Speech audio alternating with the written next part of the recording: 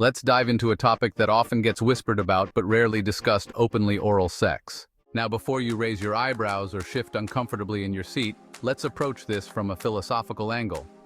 Yes, I said philosophy, because believe it or not, there's a lot to unpack when it comes to oral sex beyond just the physical act itself. First, let's consider the basics. Oral sex is often seen as an intimate act, a form of pleasure that transcends the traditional boundaries of sexual interaction. It's more than just a physical exchange. It's about connection, trust, and vulnerability.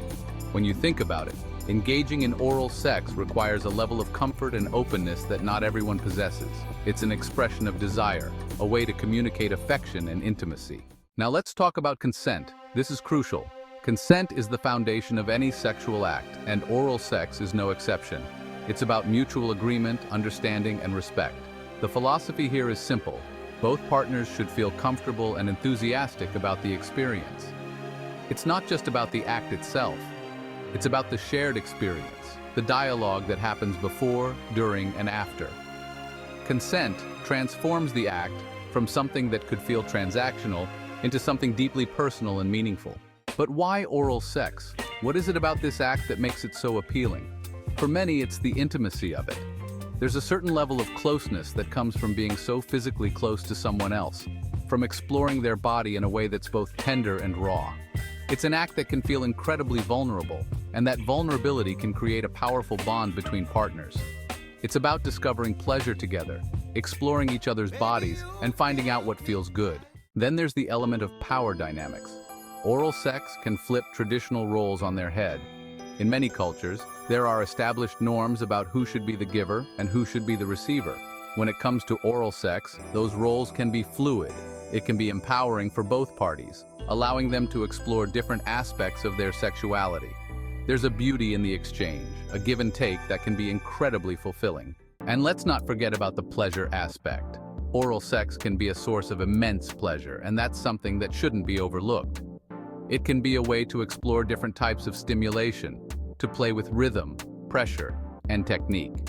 For many, it's an opportunity to experience pleasure in a way that feels different from penetrative sex. It's a chance to focus on the sensations, to be in the moment, and to truly enjoy the experience. The philosophy of oral sex also touches on societal norms and stigmas.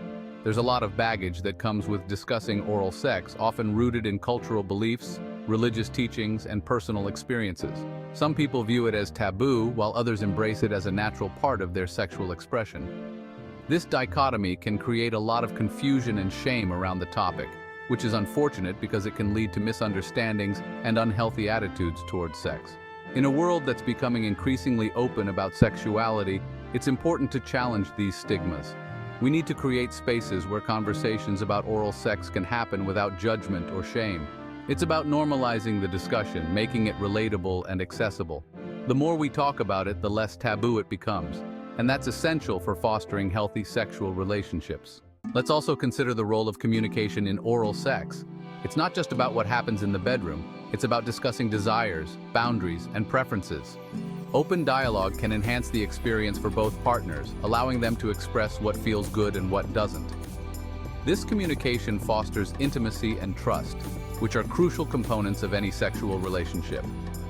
It's a dance of sorts, where both partners learn to navigate each other's bodies and desires. And what about the emotional aspect? Oral sex can evoke a range of feelings, from pleasure to vulnerability to intimacy. For some, it can be a way to express love and affection. For others, it might bring up insecurities or anxieties.